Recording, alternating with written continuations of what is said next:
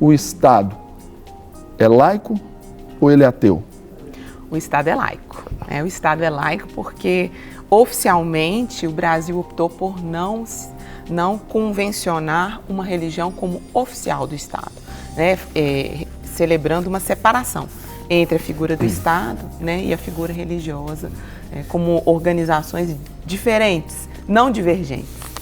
O Estado laico, ele abrange, na verdade, ele abarca todo tipo de manifestação religiosa. Ele permite essa convivência pacífica, respeitosa, entre as diferentes crenças, entre as diferentes ideologias dentro do Estado.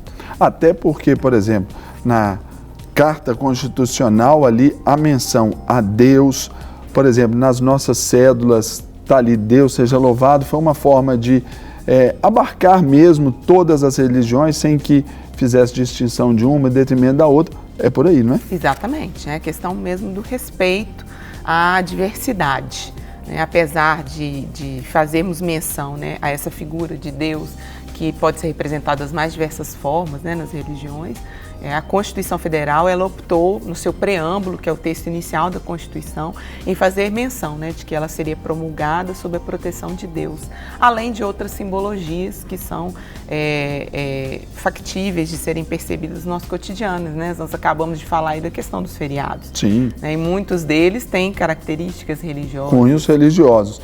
E como então lidar com isso aí? Por exemplo, o Carnaval agora, estamos aí, é um feriado de alguma forma religioso. A gente pode ver, tem aí os dias, daqueles que são os dias das padroeiras da cidade, sempre são acatados como feriado. Como que é essa relação dessa aceitação para esse acontecimento? O Estado brasileiro, ele reconhece, né, a questão da liberdade religiosa como um direito natural, um direito inerente ao ser humano.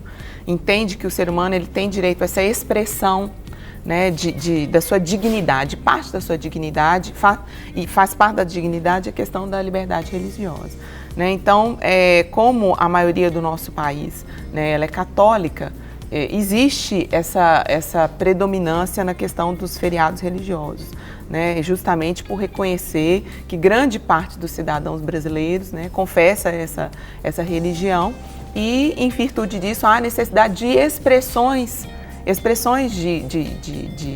de cunho religioso, né, de respeito às figuras importantes que fazem parte dessa faceta do ser humano e principalmente do brasileiro, do cidadão brasileiro. Juridicamente, há como mudar, por exemplo, essa questão aí, visto que, por exemplo, os evangélicos, nós evangélicos já tomamos aí uma boa parte aí da nossa massa populacional. Sim. E tudo, isso pode ser mudado? Na verdade, eu acho que a mudança não seria a palavra mais adequada, mas sim uma convivência pacífica, né? Ao que me parece, no ano passado, a presidenta Dilma, ela também homologou a existência de um dia especial para a religião evangélica, né? Uhum. E não há nenhum problema em se criar também, né, dias especiais que tenham realmente uma significância para aquele que professa a fé evangélica, né? E para isso a gente precisa que as instituições dentro do Estado se movimentem, né? O Legislativo, ele proponha, ou então que o próprio Executivo tome essa iniciativa, para que a gente possa criar esses novos dias especiais. E claro que isso é muito importante, é relevante e faz bem a quem professa a sua fé. Até porque, por exemplo, nós na Igreja Batista da Lagoinha, por exemplo, né, dia de feriado assim de cunho religioso, para nós o expediente é normal. Então, essa é uma forma de releitura desse tempo, até mesmo para a gente, diríamos assim, mostrar, né, a nossa convivência com o feriado, mas dando o nosso ponto de vista. Olha, não é por isso que nós vamos parar e para reverenciar uma figura que não faz parte do nosso credo, não é verdade? Então a gente trata dentro disso. Aí, doutora, você falou sobre liberdade religiosa. Então eu faço uma pergunta sobre a diferença entre liberdade religiosa e a liberdade de culto. O que é isso? Ótimo. Na verdade, quando a gente fala, né, em liberdade religiosa, é um dos subtítulos da liberdade de expressão, né, que é um princípio que está lá protegido na Constituição Federal.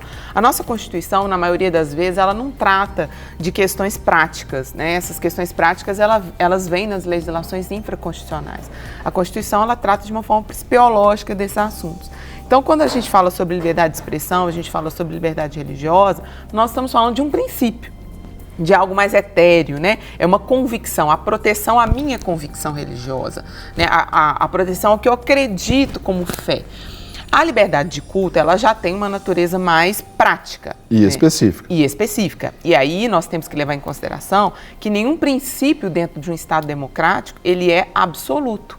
Ele tem restrições, né? A gente fala que é a ponderação de princípios. Então, o princípio da liberdade de expressão, o princípio da liberdade religiosa, o princípio da liberdade de culto, eles têm que conviver pacificamente com outros princípios de respeito à vida, respeito à integridade física, respeito à dignidade da pessoa humana, né? Então, qualquer tipo de ação que venha de encontro a esses outros princípios, ela é limitada em virtude dessa convivência, essa convivência equilibrada entre harmoniosa, os princípios. Que pelo menos deveria ser harmoniosa. Exatamente. Para receber todas as novidades do canal, inscreva-se e se curtir o vídeo, clique em gostei. Aproveite para acompanhar a Rede Super nas redes sociais.